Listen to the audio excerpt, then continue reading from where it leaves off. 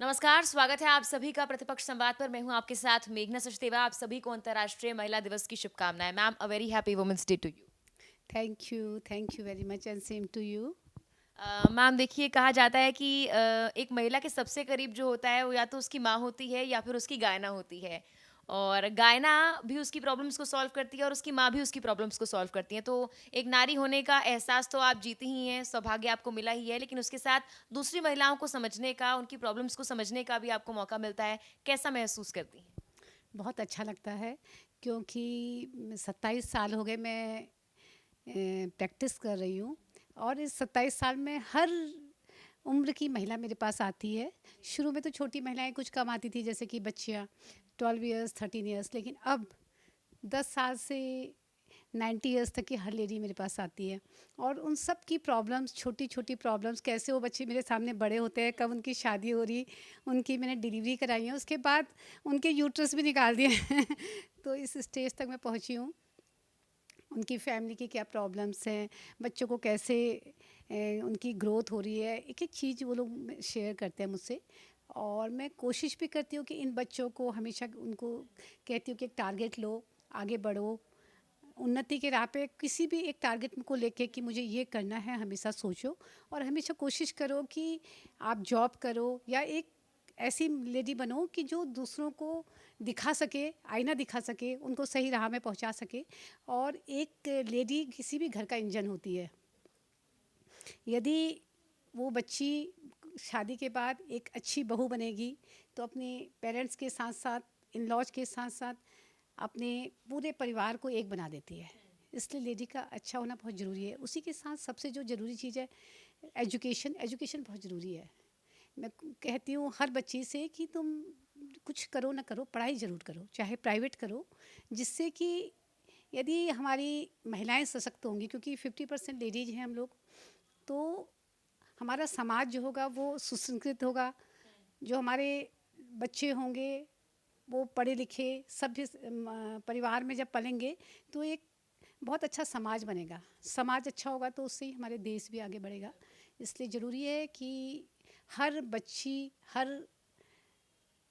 और बेटे बेटी में कोई डिफरेंस नहीं करना चाहिए। कोशिश करनी चाहिए कि बच्ची को भी अच्छे से अच्छी शिक्षा दी जाए। और आज तो हर फील्ड में है ही, हर, चाहे आप मेडिकल की लाइन में ले लो, चाहे इंजीनियरिंग ले लो, चाहे आप आर्मी ले लो, किसी भी लाइन में जाओ। टीचिंग का तो खैर कोई जवाब ही नहीं है, लेडीज ही ज़्यादा टीचर्स हैं। तो हर फील्ड में हमने प्रयास करना है कि अधिक से अधिक महिलाएं उसमें भागीदारी लें और एक सभ्य सुसंस्कृत समाज को बनाएं। देखिए, जयश्री तिवारी एक फ़ेमस गायना है हल्द्वानी में, और इसीलिए हल्द्वानी के आसपास जो पहाड़ के क्षेत्र हैं, वहाँ से भी जो महिलाएँ हैं, वो ख़ासकर इनसे अपनी प्रॉब्लम्स डिस्कस करने के लिए आती हैं। लेकिन मैम, ऐसा होता है कि महिलाएँ जो पहाड़ की होती हैं, वो थोड़ी कम शिक्षित होती हैं। काफ़ी बार हम देखते हैं कि अपनी प्रॉब्लम्स को बताने में, एक्सप्रेस करने में वो उतनी ज़्यादा सफल नहीं हो पाती, जितनी जो है शहर की महिलाएँ होती हैं। तो आपके सामने भी कई बार प्रॉब्लम्स होती होगी, तो उनको कैसे समझाती हैं, कैसे डील करती हैं?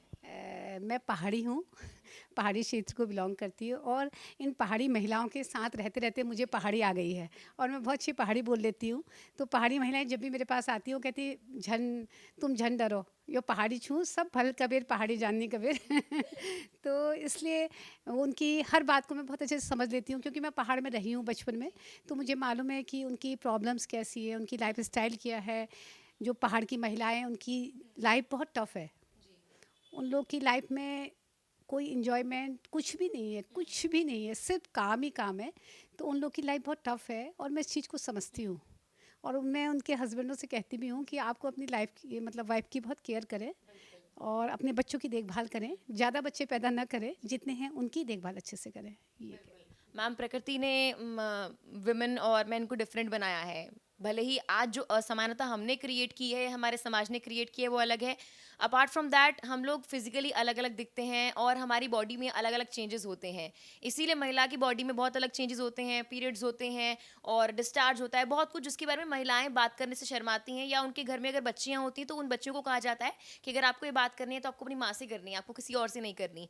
इस वजह से कई महिलाएं अपनी प्रॉब्लम्स शेयर नहीं कर पाती हैं, बच्चियां बड़ी होती हैं, अपनी प्रॉब्लम्स बता नहीं पाती हैं, और मिसकंसेप्शन की वजह से कहीं न कहीं वो गलत चीज़ या गलत मेडिसिन्स खा लेती हैं और बहुत उनकी बॉडी पर इफ़ेक्ट पड़ता है।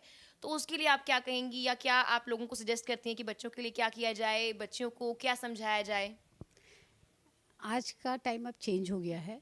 आजकल छोटे-छोटे बच्चे 10 साल, 12 साल, 14 साल ये सब बच्चे आते हैं यहाँ पे, दिखाते हैं। उनकी मेंस्ट्रुअल प्रॉब्लम्स, उनका व्हाइट डिस्चार्ज, पेट में दर्द और जो भी प्रॉब्लम्स होती हैं, उनके बारे में वो खुल के डिस्कस करते हैं। अब उनमें हेजिटेशन उतना नहीं रह गया है और उनको हम लोग बहुत अच्छे से समझाते हैं कि ये सारे चेंज होंगे और इससे घबराने की कोई ज़रूरत नहीं है और जब भी कोई प्रॉब्लम होती है, हम उनकी प्रॉब्लम्स को डील कर लेते हैं। कोई ऐसी दिक्कत नहीं होती है। चलिए मैम, बहुत अच्छी बात है कि आप लोगों की हेल्प करती हैं और आपके पास कई ऐसी महिलाएं होती होंगी जो आपके पास आती हैं और अपनी खुशी जाहिर करती हैं। एक माँ होने का एहसास भी एक महिला को ही मिल पाता है, जाहिर सी बात है, लेकिन बहुत सारी प्रॉब्लम्स उसमें होती हैं, बहुत चुनौतियाँ होती हैं उस महिला के सामने भी और आपके सामने भी।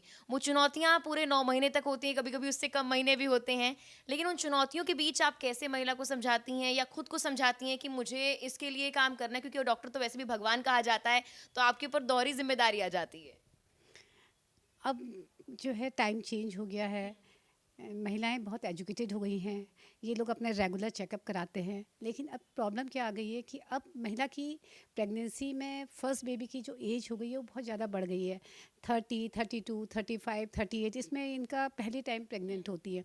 तो कॉम्प्लिकेशंस काफ़ी ज़्यादा होते हैं, जैसे कि शुगर बहुत ज़्यादा होने लग गया, इसको जेस्टेशनल डायबिटीज़ कहते हैं, हाइपरटेंशन।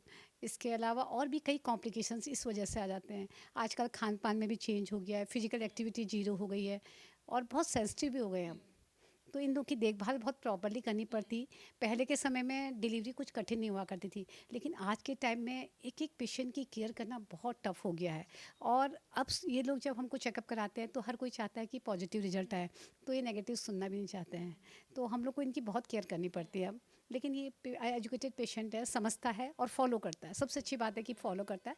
अब बाहर से भी बहुत पेशेंट आता है ट्रीटमेंट के लिए और रेगुलर आता है।